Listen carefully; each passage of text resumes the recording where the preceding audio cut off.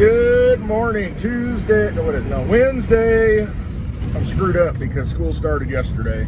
Felt like a Monday, but it was Tuesday. Now today is Wednesday. Wednesday, the 17th of August, 2022. I gotta watch where I'm driving here because we got big trucks on the road because I live in farm country. And he's taking up a lot of road, big semi. And on a country road. Look out, Digibyte moving over. Look out. Give him a wave so he doesn't run me over. This is an interesting, well, if you're ever out here, you'll see things like an old John Deere tractor on top of a silo. Right over here. Pretty cool. Old iron wheels. So, I see that Liz Little Dick Cheney lost her primary in Wyoming. And everybody was talking about, well, it's not even from Wyoming, whatever. Dick Cheney coming out saying that, well, this is a candidate that absolutely went after Donald Trump. I'm not on either sides of the aisle, whatever. I don't care, but this gives you an indication of what's going on here. Really went after him on this January 6th committee and, trying just like this Russian collusion thing.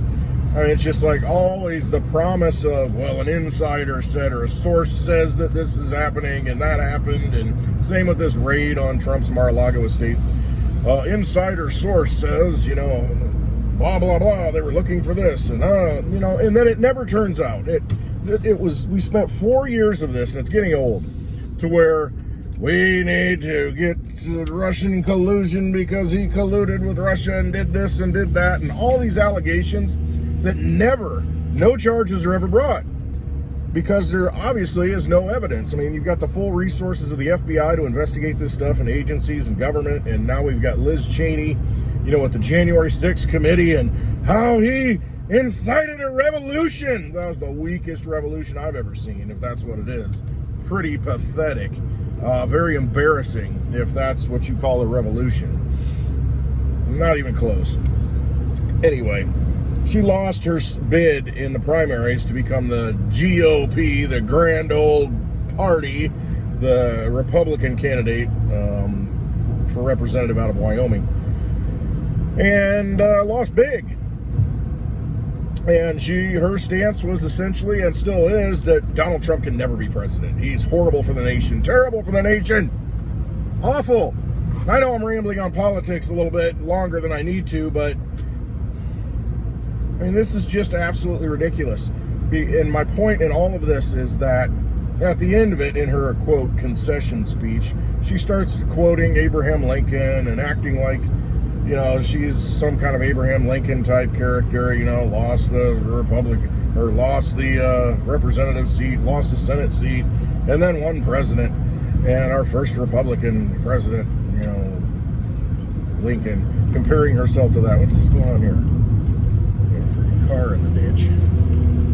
Oh, what's happening? So we've got her saying all this stuff, and the point that I have is that the people have decided, and she made the point that, if I would have been a good little girl and just played along with, what I'd done before, I would have won big. But it was but I wasn't going to do that. I'm standing for bigger things. I'm standing for the country and making sure that a tyrant doesn't come to power. Therefore, I'm not going to listen to my electoral base.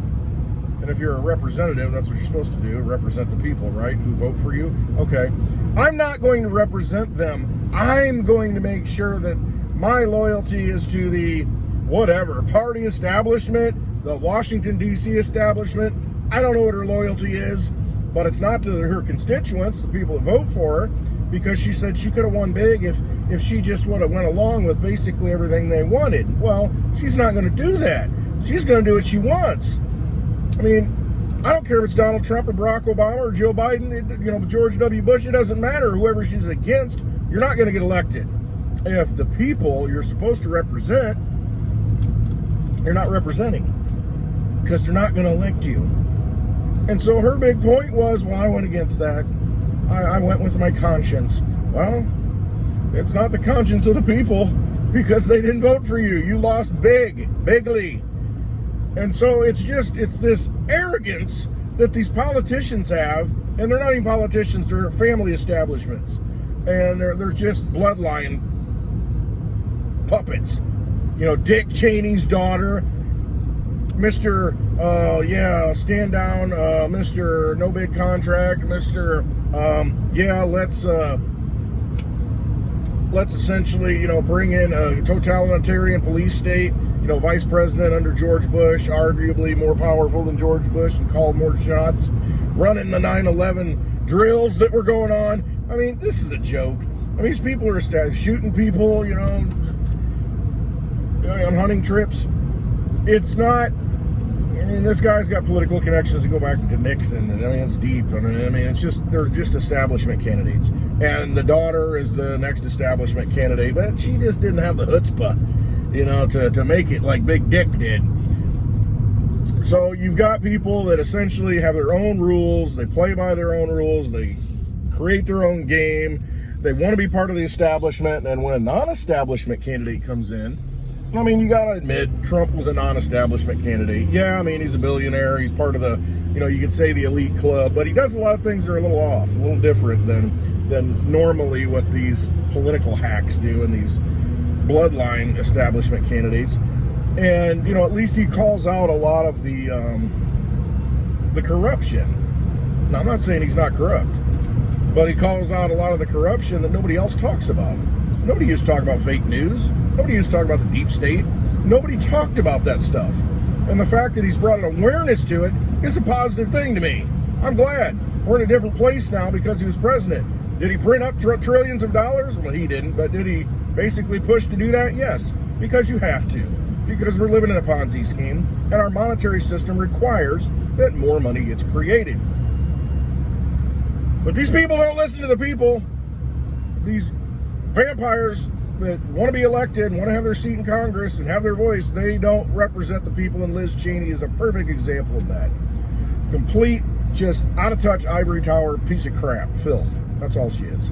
I'm sorry, I shouldn't be saying that about somebody, but she is. She doesn't represent her people, and she lost, and good for her, she lost. And now she's talking about how she's going to continue the mission of losing, because that's what she's doing. When you don't represent the people, why are you running as a representative if you don't represent the people? Because it's an absolute, just absurdity, the garbage man's here. Absolute absurdity that you think you're going to be a representative and don't represent the people. Well, the people aren't going to vote for you. And that's exactly what happened. Good for them. Good for the people. So hopefully the other candidate does well. I probably should have shut that, but that's all right. Hopefully she does well and, represents her constituents. Because that's what it's all about. It's representative republic. It's not a democracy where we get to vote directly. And that could happen with a blockchain scenario or a solution to where, we could all vote, cast our votes, it would be counted, and we'd vote on every issue. But I don't think everybody wants to vote on every issue. I don't want to vote on every issue. That's all I'd be doing. That'd be my full-time job. I would be the politician. And I would be the person, making decisions. You would be that person. That's possible, but do you really want that? And that's why we have a representative democracy, representative republic, actually, to where we vote for people to make decisions for us. And hopefully they have the same mindset. And when you have a candidate that just defies the mindset of the people, they should lose, just like Liz Cheney did. I'm sorry I'm harping on this, but it just illustrates a good point that they just don't care what the people think. They're used to winning. They're used to having rigged elections. They're used to having, these voting machines that are suspect, these electronic things that, is there a paper trail? I don't know. There's big questions about that. They've been hacked. It's obvious, you get a lot of people easily hacking them. They're connected to the internet in some cases. Give me a break. The voting machines connected to the internet. People from overseas in Germany and Russia and China, could access these things. This is a bad thing. So they're used to winning when they shouldn't be winning. And you look around and you look at some of these people that have been in office forever and you think, who votes for them? Dick Durbin, Illinois senator, who votes for this crook? A complete crook. Just anti-America. And he'll say, well, no, I'm not anti-America. Yeah, it is, because you're not about the freedom for the people. You're trying to get people on the dole to, get them dependent. And it's just, that's not freedom. It's not freedom at all. So anyway, enough rambling on that, but it's the economic system that creates these monsters. And that's really what it is. It's just this seething, really swamp, this cesspool, and when you got all this money and just all this,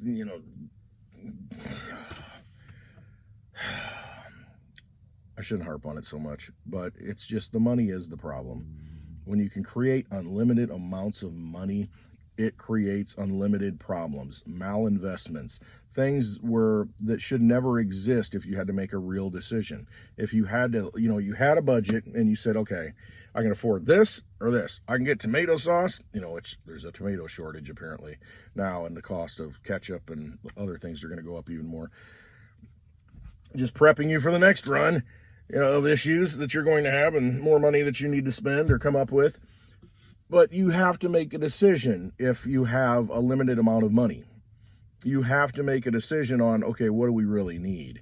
But if you have just unlimited funds coming in, you're like, I don't care, do this, cocaine, and you get into bad behavior because there's no restraint. If there's nothing to hold you back, it's like gold standard. That's why some people say that's a good thing, because it restrains the money. There's only so much to go around. And so you have to make good decisions. Are you really going to go to war and bankrupt the treasury?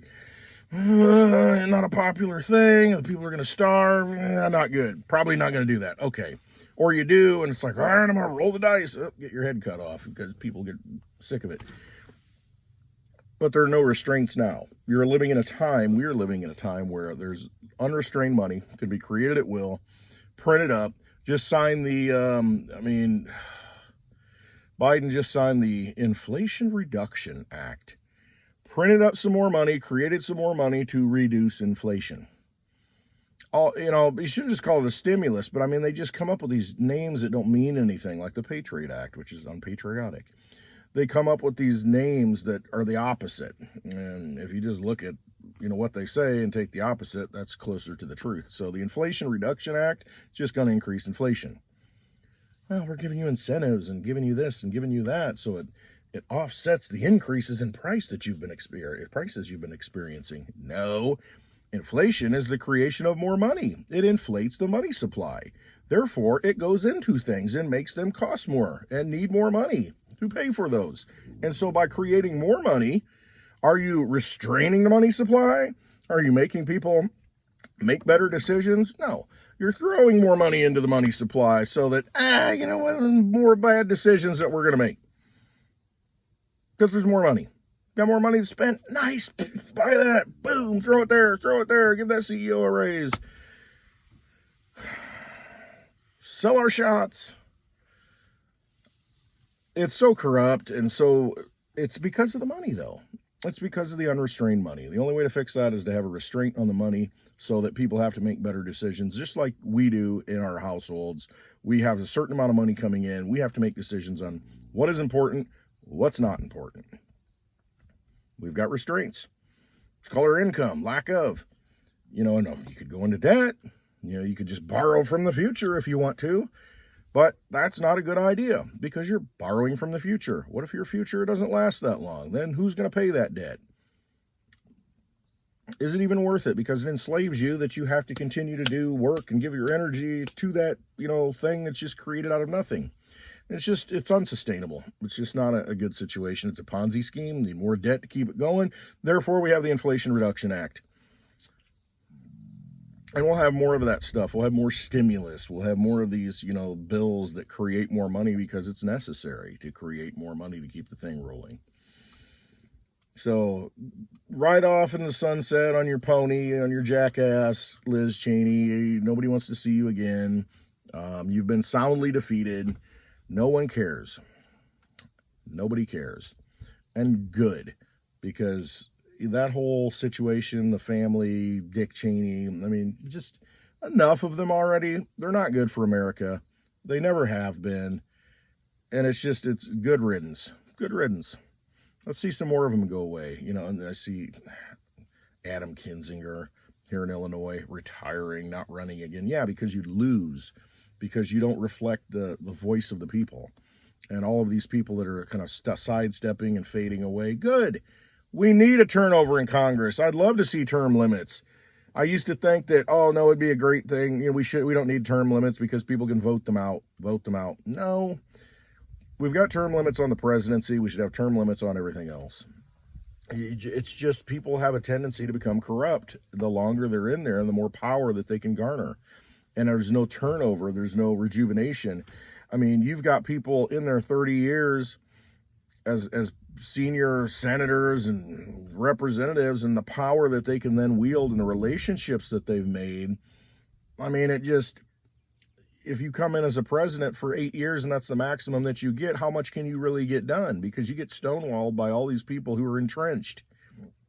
I mean, government was not supposed to be that way. You're supposed to go, serve, and come home. It's the common citizens. Hey, the farmer, boom, goes and serves, comes home. I mean, it's not a lifetime career. It's not supposed to be. But it's become that.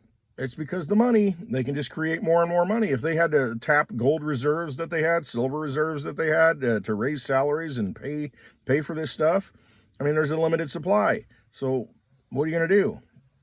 I don't know. That's why I like money that has a cap on it, money that's fixed, money like Litecoin, cryptocurrency. See, crypto solves a lot of these problems because there's a limited supply of it. You know exactly how much there is. It's math. It's math. I mean, it's the code. You can look at the code and, okay, this is how many there are going to be. That's it. All right, cool. Well, I need to get some of those. Oh, this is one that it's got an unlimited supply. It's like a Dogecoin. And I'm not against Dogecoin. It's got its own purpose. But it does not have a capped supply. It's just going to keep on growing. More and more Doge. So, you need to get more and more of it if you want to maintain that same slice of pie. Get a slice of the Litecoin pie, and I like pie. I want pie that, it's going to stay the same, though. I don't want something that's going to just, get a piece of pie. By the time I get back to the table, it's like half the size. Wait a minute. I got this piece. Shrinkage. No, I don't want that. So I want a piece of Litecoin pie. And Bitcoin pie, and Digibyte pie. You know how much there is. There's only so much to go around. And that hummingbird, coming to see me. That restrains how much, it restrains how much you can spend, what is available. You can't just create more of it. So you have to make better decisions. It's like, all right, well, only got so much of this coming in, can't create any more of it. Okay, so we're gonna have to live within our means, folks. Let's make sure we do that. And it places restraint on the politicians, the representatives. And it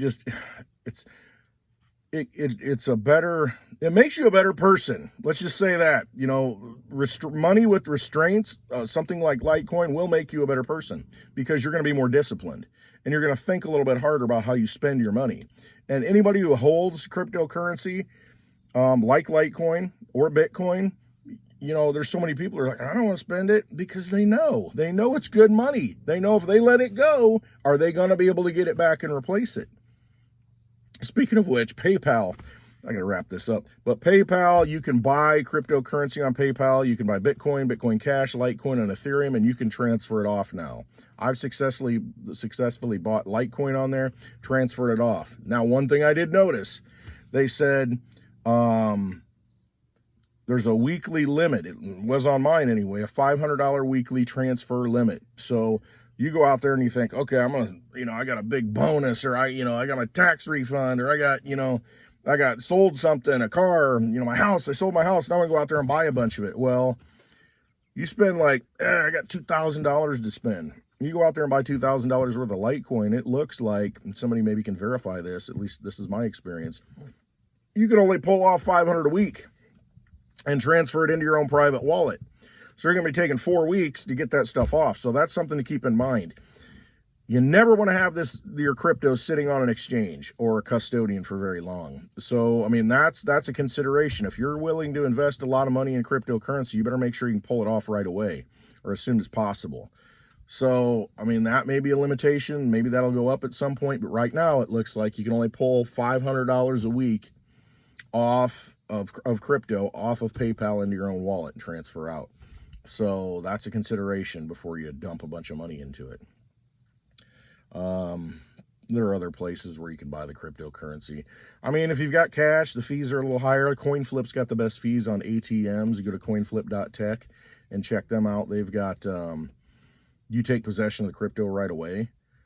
And so that's a method, but you got to put cash in. You got to have the cash, you know. But if you get a little cash, it's easy. Boom, boom, boom. You walk away with it. You got it. You can go. They have an over-the-counter exchange too, where you can get with them and spend, you know, a lot more money, and they'll buy it and transfer it and do all that stuff. So they're pretty good. I've dealt with them. I know some people there. They're in Illinois, you know, near Chicago. In Chicago, that's where they've got their business. That's kind of how I met a few of them. So you can do that. You can still use Coinbase. I mean, BlackRock's going to be using Coinbase, but I guess my point is, wherever you go, whatever you do, make sure you can take possession of the crypto. And if you can do it right away, that's even better. If it, you know, you just got to get possession of it. You got to get it in your own wallet. That's the whole game here, so that they can't control the money and create all these bad things and all this malinvestment and all this nastiness that they create with the unsound money. So get that sound money in your possession, because again, there's only so much to go around and you got to have it. All right, I've rambled enough, but I think that's what they're going to do. They're going to gateway us though. You know, you can buy a bunch of crypto, but it's going to be like, oh, you can only take 500 a week out. Like, but I don't have it then. So that's ways that they will throttle us down. So get what you can while you can and get it in your possession. When you have it in your possession, nothing they can do about it. You know, no bank or government can control it at that point. It's yours. All right. Hope you have a wonderful Wednesday. I love you all. Thank you for watching. If you would, hit that thumbs up. If you liked it, hit that thumbs down. If you didn't like all the political, no, please don't. But hit that thumbs up. It does help. Leave a comment. That does help. Even if it's just a thumbs up in the comment or a heart or whatever, just a hi. Does help. Gets it out to more people. And that's really all my goal is to hopefully I can say something that inspires somebody else and triggers something in your head that puts you on a path that you were meant to be on. That's it. I'm not doing this for any kind of monetary gain. I mean, it's just I'm doing it because I am hopeful that maybe so it resonates with somebody in some way. So, you know, share it if you think it will. Share it with a friend. Share the video. Subscribe to the channel. It does help. Like I said, leave a comment, leave a thumbs up, and you know, turn that notification bell on. Click that little bell, and then you'll get notified every time I make a video, and then you won't miss anything. All right, I love you all. Hope you have a wonderful day, and always, always trust yourself, because you know the truth inside. All right, have a wonderful day.